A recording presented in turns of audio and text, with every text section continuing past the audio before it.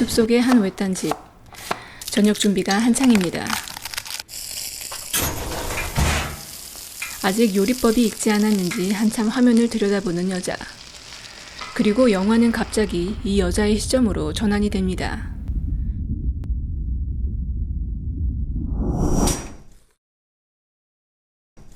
주인공 메디는 청각장애를 가지고 있어 소리를 전혀 듣지 못합니다.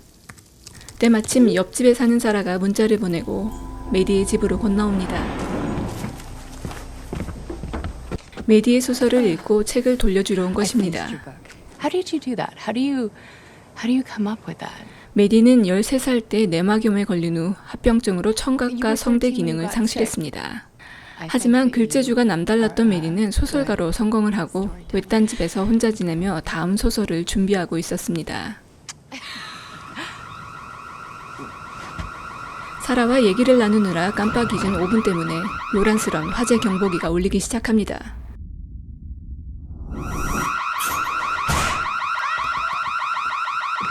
메디가 소리를 듣지 못하기 때문에 유난히 큰 소리와 불빛을 가진 경보기를 설치한 것입니다.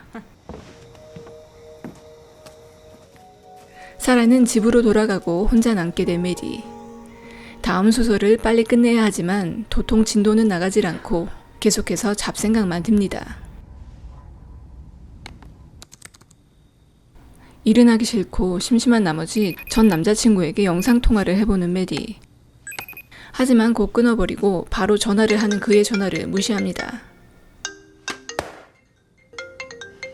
도저히 집중이 되지 않는 메디는 저녁 때 벌려놓은 쓰레기들을 치우기로 합니다. 그런데 옆집 친구 사라가 피투성이가 된 채 문을 미친 듯이 두들깁니다. 아무리 소리를 질러도 이를 듣지 못하는 메디는 돌아보지 않습니다. 결국 사라는 가면을 쓴 괴한에게 잔인하게 살해당하는데 그는 이 상황을 알아차리지 못하는 메디에게 흥미를 느낍니다. 메디가 듣지 못하는지 확인해보는 살인마.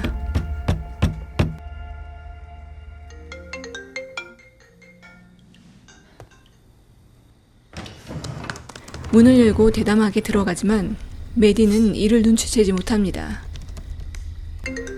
그 순간 동생에게 영상통화가 걸려오고 살인마는 재빨리 몸을 숨깁니다. 외딴 곳에 혼자 사는 언니가 걱정돼 동생은 같이 살길 권유하지만 메디는 사람이 많은 도시 생활이 싫은 듯합니다. What was that? Behind you. Thought I saw something move. In the view. 동생과 통화 후 밥그릇을 흔들며 고양이를 찾는 메디. 하지만 고양이는 보이지 않고 언제 돌아올지 몰라 문을 열어두고 메디는 다시 작업에 몰두합니다. 그런데 자신의 핸드폰으로부터 문자를 전송받습니다. 첨부된 사진을 열어보는데 자신의 모습입니다. 계속해서 도착하는 자신의 뒷모습.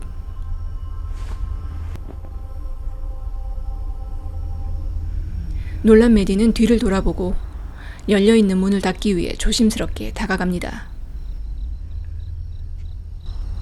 그리고 그 앞에 서 있는 가면 쓴 살인마.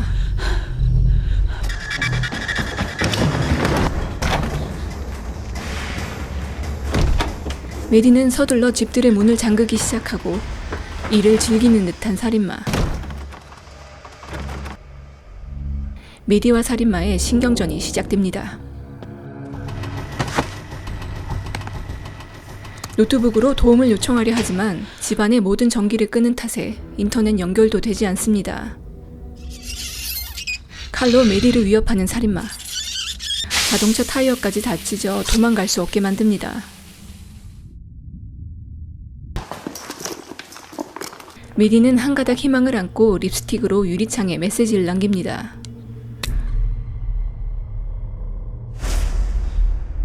당신의 얼굴을 보지 못했으니 신고하지 않겠다고. 그리고 곧 남자친구가 올 거라고 말입니다. 그런데 이 살인마는 태연하게 가면을 벗어 메디에게 얼굴을 보여줍니다. You've seen it now, haven't you? 여태 메디가 동생과 통화하는 것을 들었던 이자는 메디가 거짓말을 하고 있는 것을 알고 있습니다. 이 사이코패스는 집안에 그녀를 가두고 살인을 게임처럼 즐기기로 합니다. 어디론가 사라져버리는 살인마. 언제 공격당할지 몰라 집안에서 나갈 수 없는 메디는 무기로 쓸 수 있는 것들을 손에 쥐고 방 안으로 피신합니다. 가구들을 밀어 방문을 막고 그를 기다리는 메디. 그런데 창문으로 사람의 그림자가 비춰집니다.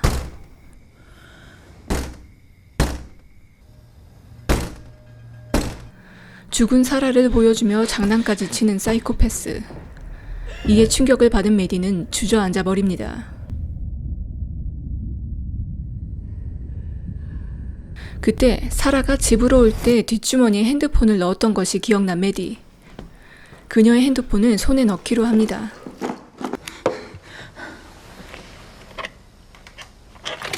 자동차 키를 꺼내 알람을 울려 살인마의 주의를 끕니다.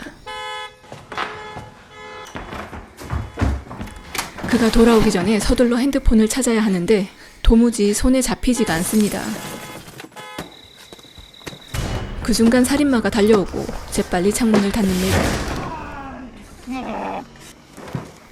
하지만 남자의 힘을 이길 수 없어 고전하던 그때 망치가 눈에 들어옵니다.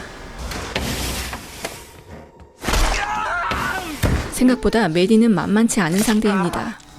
슬슬 화가 나기 시작한 살인마. 사라의 귀걸이를 뜯어내 흔들며 메디를 자극합니다. 도무지 빠져나갈 구멍이 보이지 않아 답답할 뿐인 메디. 그녀는 살인마가 어디로 향할지 몰라 그의 동선을 체크하며 나갈 기회를 엿봅니다.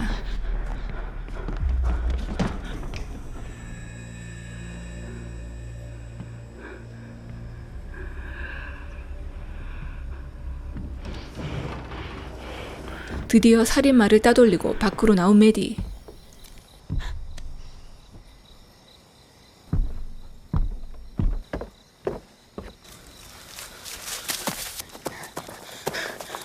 하지만 그녀를 발견하고 석궁을 쏘는 살인마.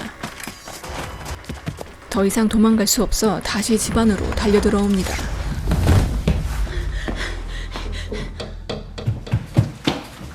메디는 살인마를 천천히 관찰하기 시작합니다.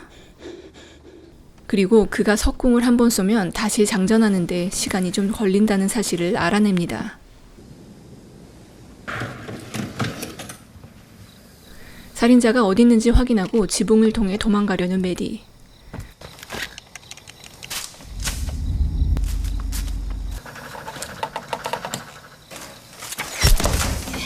하지만 그의 석궁을 피할 수 없었습니다. 결국 다리에 심각한 부상을 입게 되는데 그래도 그의 석궁을 뺏어오는 데는 성공합니다.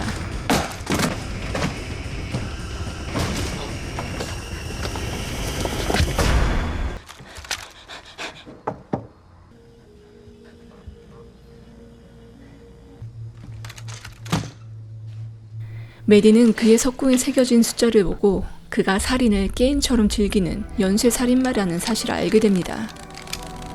이 석궁을 써보려고 하지만 그녀의 힘으로는 도저히 장전하는 것이 쉽지 않습니다. 이때 사라의 남자친구 존이 메디를 찾아옵니다.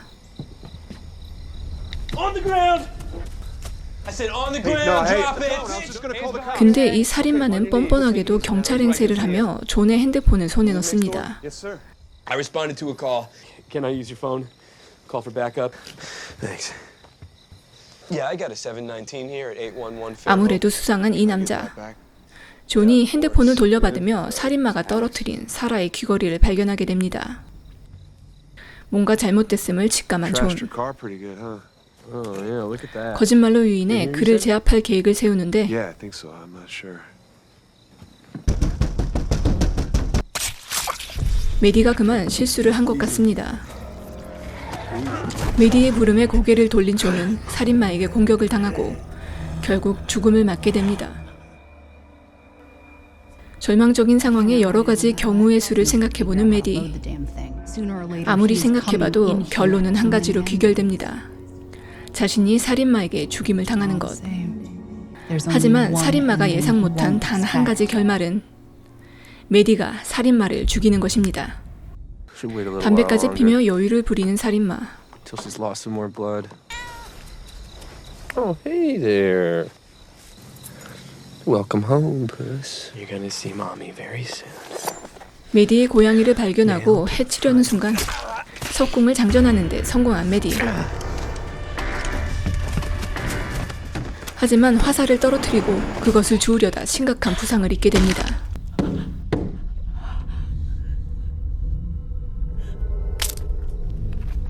하지만 메디는 이제 더 이상 도망가지 않고 살인마와 맞서 싸우기로 결심합니다.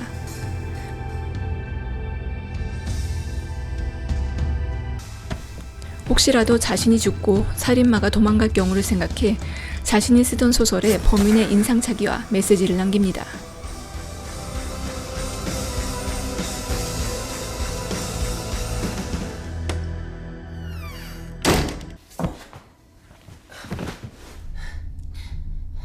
잠시 숨을 고르기 위해 화장실로 숨은 메디.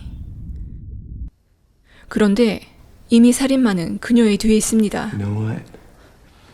I bet if I hit the right 메디가 spot, 듣지 못하기 I can 때문에 make you 잠시 scream. 방심한 살인마. 그리고 메디는 그것을 놓치지 않았습니다.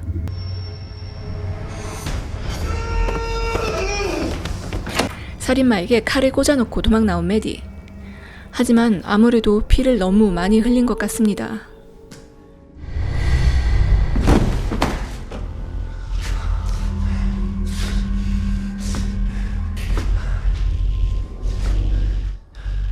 이것에 또 방심한 살인마는 다시 한번 메디의 공격에 휘청입니다.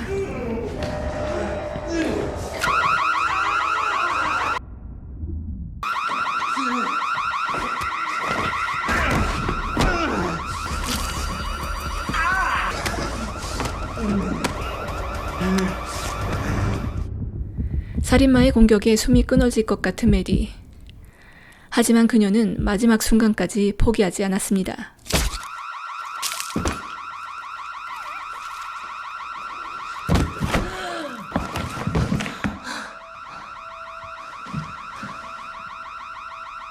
드디어 살인마를 죽이고 밖으로 나온 메디.